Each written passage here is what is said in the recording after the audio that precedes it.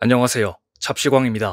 우크라이나 전쟁으로 인해 장거리 미사일에 대한 관심이 높아지면서 서방 국가들은 이제 독일이 타우러스를 우크라이나에 제공할 때가 됐다고 압박하고 있습니다.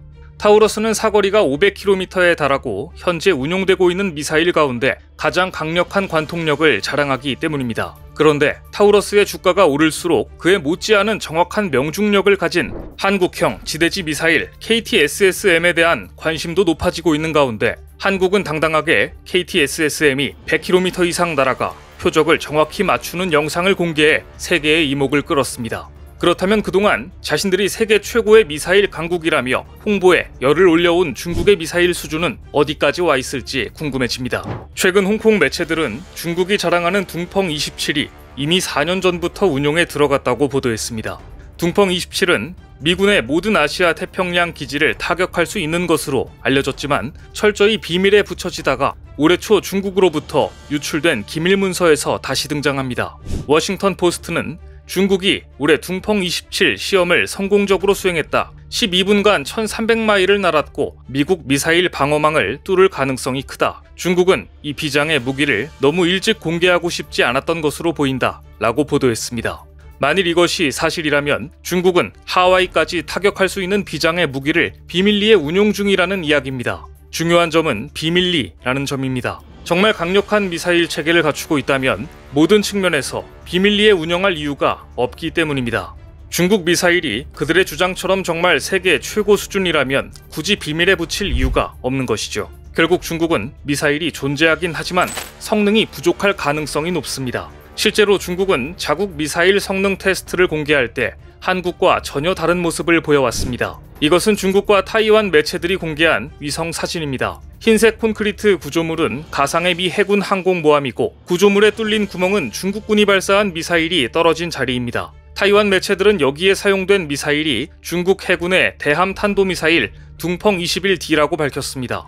즉 이 사진은 둥펑21D의 실전 능력 향상을 위해 실시한 워게임을 보여준 것입니다. 당시에도 둥펑21D를 언제 몇 발 쏘았고 얼마나 멀리서 발사했는지 구체적인 사안은 공개하지 않았습니다. 자신이 있다면 공개하지 않을 이유가 없습니다. 실제로 중국의 성능 조작은 유명합니다. 중국은 하다하다 전투기마저 짝퉁으로 만들어 세계적인 망신을 당한 적도 있습니다. 대표적인 사건이 바로 2016년 두바이 에어쇼에서 중국이 야심작이라며 공개한 차세대 스텔스 전투기 FC-31 사건입니다. 이 전투기는 겉모양과 기본 설계가 F-35와 너무 유사해 중국이 F-35를 그대로 베꼈다는 비난이 쇄도했는데요.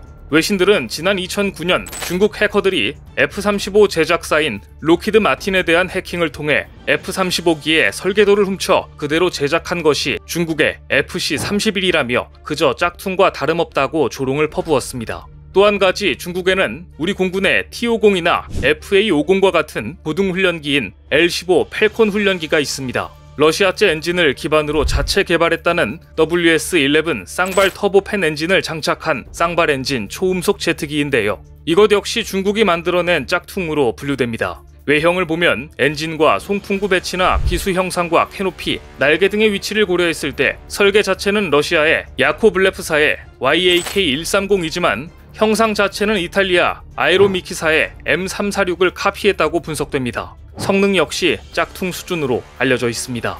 이처럼 짝퉁 무기를 만들고 실제 성능은 감추는 전략을 사용해오던 중국의 청천벽력과 같은 사건이 발생하게 됩니다. 얼마 전 중국의 미사일 개발 기밀이 모두 적힌 보고서가 미국에 유출돼 커다란 파문이 일었습니다. 이 사건의 후폭풍은 거셌습니다. 먼저 중국이 허세를 부리며 비밀리에 운영하고 있던 로켓군의 실체가 드러났고 미국에 보고서를 유출한 게 누구인지 대규모 숙청이 이어지면서 로켓군 내부는 그야말로 쑥대밭이 되었다는 소식이 감지됐습니다. 그리고 한 달간 중화권을 뜨겁게 달궜던 중국 로켓군 대숙청설은 사실로 드러났습니다. 중국의 건군절을 하루 앞둔 7월 31일 신임 로켓군 사령관과 정치위원이 발표되자 세계의 이목이 쏠렸습니다. 전임 사령관이 어떻게 되었는지 그리고 후임이 누구인지를 보면 대략 숙청설의 진위를 알 수 있기 때문입니다. 아니나 다를까 체포설이 나돌던 리위차오 전 사령관은 공식 교체됐고 극단적인 선택을 했다는 소문이 돌던 우거화 부사령관의 사망 부고도 공식 발표됐습니다.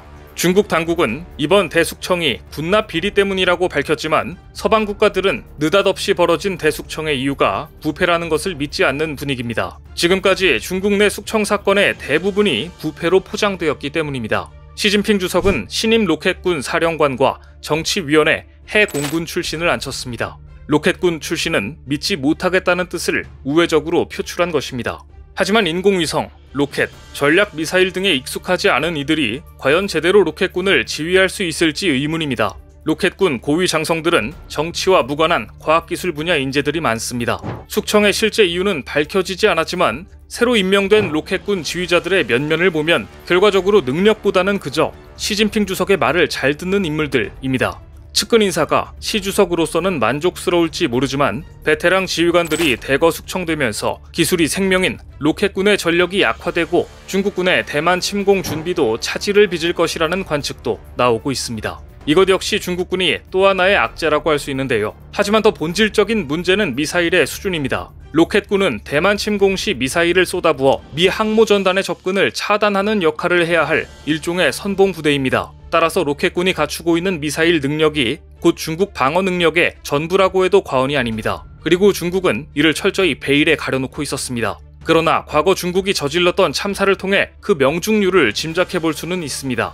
1996년 2월 14일 중국 스촨성에 있는 시창 우주센터 근처에서 우주발사체 창정 3B가 마을에 추락하는 대형 사고가 발생합니다. 창정 3B는 상업용 인공위성인 인텔셋 7085 위성을 정지궤도에 올려놓기 위해 발사한 우주발사체였지만 발사한 지 불과 몇 초가 지나지 않은 상태에서 한쪽으로 기울어지며 경로를 이탈하였고 그대로 민가에서 100m도 떨어지지 않은 곳에 추락하고 말았습니다. 이 사건의 최초 보도자는 사상자가 200에서 500명으로 추정했지만 이후 중국 당국은 발사 전 주민을 대피시켰다고 발표하면서 이 사고로 6명이 사망하고 57명이 부상했다고 발표했고 중국 언론들은 정정 보도를 냈습니다. 그런데 통상 이 정도의 사건이 발생하면 언론이 피해 지역을 보여주며 보도하기 마련인데 피해 지역을 비추는 화면은 일절 발표하지 않았습니다. 하지만 사고 순간을 지켜본 과학자들은 수백여 명이 숨졌을지도 모른다고 CNN에 제보해왔고 당시 인근 지역을 방문한 이스라엘 사업가가 비디오 카메라로 로켓이 떨어진 마을을 찍은 영상에는 마치 전쟁으로 인한 폭격을 맞은 듯 마을이 쑥대밭이 된 모습을 보여주었습니다.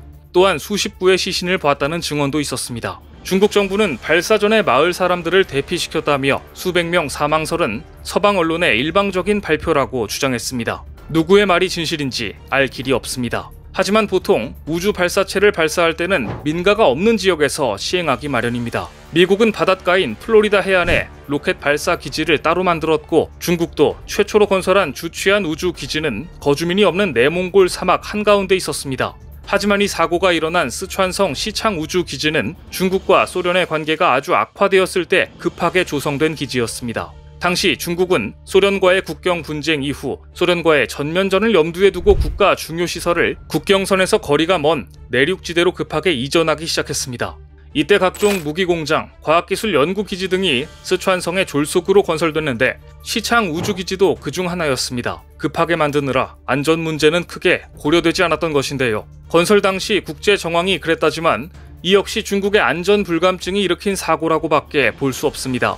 게다가 보통 우주기지는 적도와 가까울수록 유리한데 여러 사정을 고려한다면 하이난 섬이나 그 인근 지역, 상하이, 푸젠성, 저장성 등에 만들어서 동쪽으로 발사해도 아무런 이상이 없는 곳으로 갔어야 했지만 중국은 이런 점을 고려하지 않은 채 스촨성의 우주 발사 기지를 졸속으로 만들었던 것입니다. 결국 이 사고는 중국의 처참한 발사 실력과 안전 불감증이 만들어낸 인재라고밖에 볼 수 없습니다. 이러한 중국의 우주기술을 미루어 볼 때 로켓군의 수준 역시 어느 정도일지 예상이 됩니다. 더구나 중국은 얼마 전에도 둥펑 미사일을 발사했지만 발사 장면만 공개했을 뿐 명중시키는 장면은 공개하지 않아 적중률에 대한 의심을 낳았습니다. 1년 전 중국군은 대만 해역에 둥펑 탄도미사일 11발을 발사했습니다. 당시 중국은 낸시 펠로시 의장의 대만 방문에 대한 대응으로 대만을 포위한 고강도 군사훈련을 벌이면서 대만 북부와 동부, 남부 해역에 탄도미사일 둥펑-15 11발을 발사했습니다. 둥펑-15는 이동식 탄도미사일로 1단 고체 연료 미사일로서 지름 1m, 길이 9.1m, 탄두 중량 500에서 750kg, 발사 중량 6.2톤인 미사일입니다. 핵탄두와 일반 고폭탄 탄두를 탑재할 수 있습니다. 당시 중국 인민해방군은 목표물이 모두 명중했다고 주장했습니다. 하지만 훈련에 동원된 미사일이 어떤 종류인지는 공개하지 않았습니다. 통상 명중을 시키면 자신있게 이런 장면을 공개하기 마련인데 명중시키는 장면조차 공개하지 않았습니다.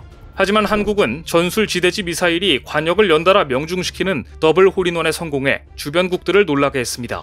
중국의 태도는 한국이 미사일의 품질 인증 사격 시험 영상을 자랑스럽게 공개하며 자신감을 표현하고 있는 것과는 너무나 대조적인 모습입니다. 한국처럼 더블 홀인원을 시킬 자신이 없으면 미사일 발사라는 위험천만한 불꽃놀이는 중단하는 것이 맞을 것입니다.